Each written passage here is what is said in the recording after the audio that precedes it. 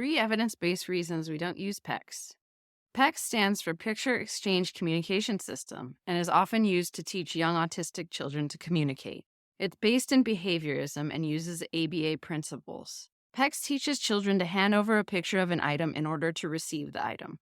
An adult withholds a desired object while another adult puts a picture of the object into the child's hand and makes them hand it over to the other adult. The child is then given the object. Now, there is scientific literature supporting the effectiveness of PECS, so that makes it evidence-based, right? Well, according to ASHA, the American Speech Language Hearing Association, evidence-based practices are determined by 3 different things, only one of which is scientific research. Other issues we need to consider are the knowledge, judgment, and critical reasoning we gain through our professional training and experiences, evidence that comes from data and observations collected on our clients, and our clients' perspectives, which includes their personal and cultural circumstances, values, priorities, and expectations.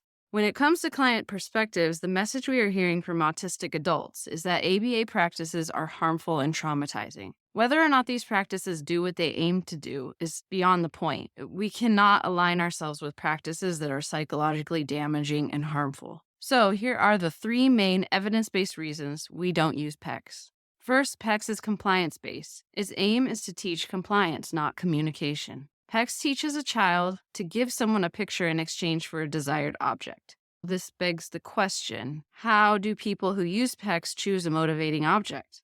Usually they already know what the child would be motivated by because the child has already communicated this to them through behaviors such as reaching, vocalizing, or looking at the object. But they still require the child to hand someone a picture to get what they want. So clearly, PECS is not teaching communication, it's teaching compliance. It's essentially telling a child, we know what you want, but we won't give it to you until you communicate the way we want you to, which is heartbreaking and infuriating. Number 2, PECS violates a child's right to bodily autonomy. PECS uses hand-over-hand prompting, in which an adult forces a child's body to comply with the adult's desires. The child learns that they do not have a right to decide what happens to their own body. The adults are free to do as we please to them, and this can leave children vulnerable to abuse, which is horrifying and unacceptable. Finally, PECS is an extremely limiting communication system. First, it focuses on requesting, and there are so many other important reasons to communicate, including to protest, question, comment, and share thoughts, feelings, and ideas. Second, PECS at least begins with a focus on nouns. When you think about the first words speaking children begin to say, many are nouns, but many are other types of words, including words for greetings, asking for help, protesting and refusing, asking and answering questions, and sharing their feelings. Jordan Zimmerman is a non-speaking autistic person with a master's in education, and she talks about her own experiences with PECS in her article titled SLPs as AAC Gatekeepers.